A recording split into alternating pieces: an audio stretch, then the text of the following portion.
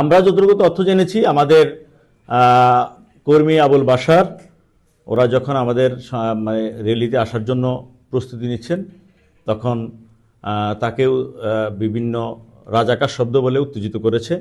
তখন তর্ক বিতর্কের মাঝখানে তারা দুজনেই হামলা হয়, মানে দুজনেই হাতাহাতি হয়।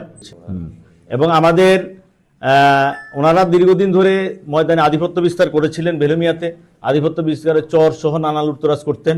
মাগরিবের পরে জামাতের কর্মী এবং ব্যবসায়ীদের দোকানপাটে হামলা এবং লুটতরাজের প্রতিবাদে আজকের এই প্রেস ব্রিফিংয়ের সম্মানিত নেতৃবৃন্দ, সম্মানিত সাংবাদিক বন্ধুগণ, আসসালামু আলাইকুম ওয়া রাহমাতুল্লাহি ওয়া বারাকাতুহু। আপনারা জানেন আজকে মহান স্বাধীনতা দিবস, মহান বিজয় দিবস। এই মহান বিজয় দিবস উপলক্ষে আমাদের কেন্দ্র ঘোষিত বিজয় র্যালি উপলক্ষে আমাদের সকল ইউনিয়ন থেকে আমাদের নেতা কর্মীরা, সাধারণ যুবকরা অংশগ্রহণ করেছে।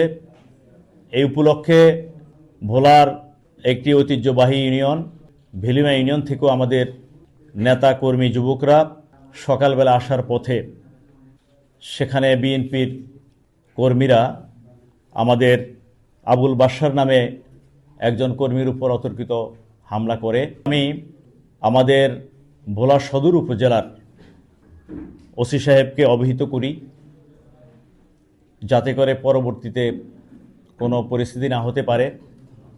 ওসি সাহেবকে আশ্বস্ত করেছিলাম যে আমার দলের পক্ষ থেকে কোনো ঝামেলা হবে না।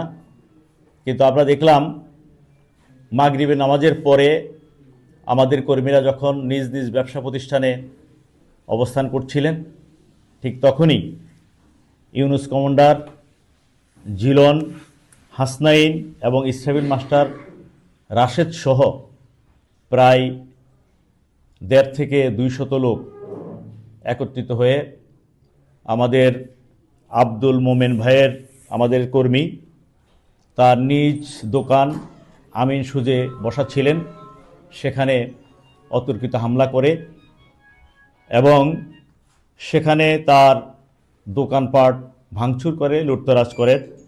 পাশাপাশি পাশে ছড়িয়ে থাকা আমাদের সাদিয়া ফ্যাশন, তারপরে জামাল ফ্যাশন, এরপরে বসার স্টোর সহ আরও কয়েকটি দোকানে, আমাদের কর্মীদের আরও কয়েকটি দোকানে তারা ভাঙচুর করেন, লুটতরাজ করেন।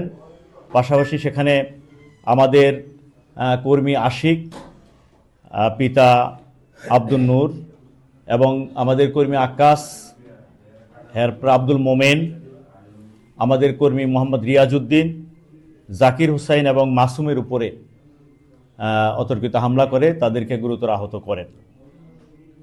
সম্মানিত সাংবাদিক বন্ধুগণ, আমরা ভেলুমিয়ার অতীত সংবাদ পেয়েছি।